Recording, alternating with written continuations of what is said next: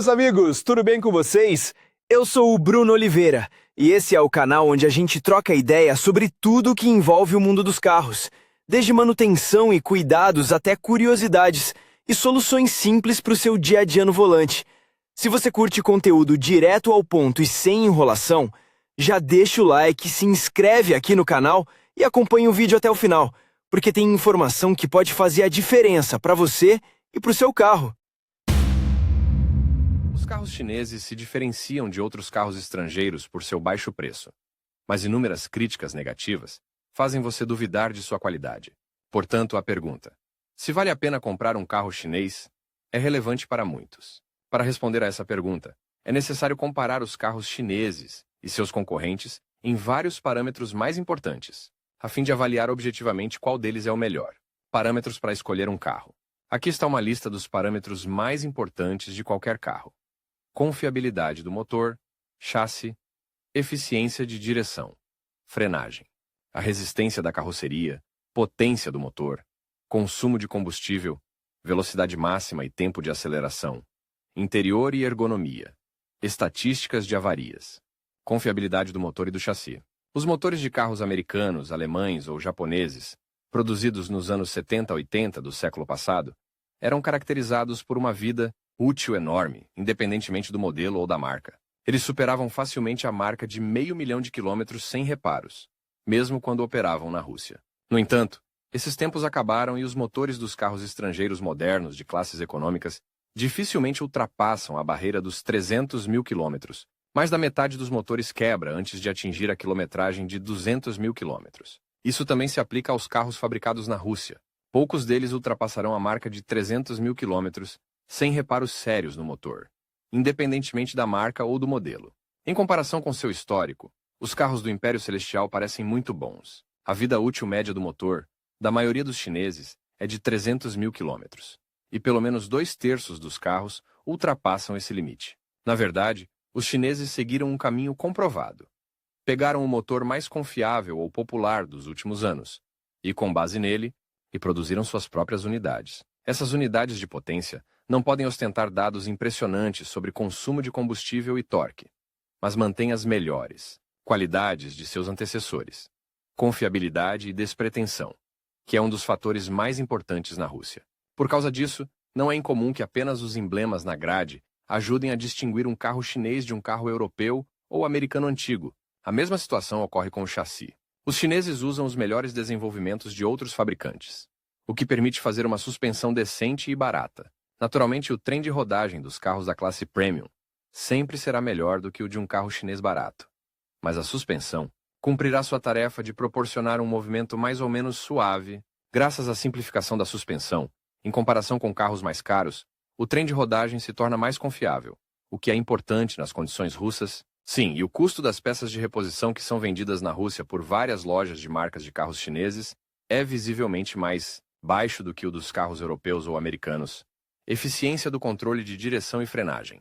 De acordo com esse parâmetro, os carros chineses de qualquer marca são pouco inferiores aos líderes de mercado em seu segmento de preço que podem ser comprados na Rússia. Portanto, o barato Lifan Solano poderá competir nesse parâmetro apenas com outros Priora e Granta chineses ou nacionais. A direção do mesmo Renault Sandero, Kia Rio ou Nissan Almera é pelo menos um pouco, mas mais eficaz. Os carros obedecem ao leme mais. Claramente seguram melhor a estrada. Entretanto, as diferenças são tão pequenas que só aparecem durante manobras perigosas e bruscas. Os carros chineses mais caros, cujo preço na Rússia começa a partir de 1 milhão de rublos, às vezes não são inferiores aos carros da classe executiva dos principais fabricantes em termos de eficiência de direção e frenagem. Força da carroceria. Os carros chineses não são inferiores a nenhum outro carro nesse aspecto. Afinal de contas, até mesmo os principais fabricantes de automóveis pararam de produzir carrocerias galvanizadas eternas, pois com elas a vida útil dos carros chegava a 20 anos sem o menor indício de corrosão. No século XXI, apenas alguns representantes das classes executiva e premium podem se orgulhar de ter uma carroceria totalmente galvanizada. Um carro confiável com carroceria galvanizada dura muito tempo, o que reduz as vendas de carros novos. Os fabricantes chineses seguem o mesmo conceito. Portanto, seus carros com carroceria galvanizada são muito raros. Se o vendedor garantir que o carro que você vai comprar tem carroceria galvanizada, peça para confirmar isso com documentos. Deve haver uma inscrição, galvanização completa.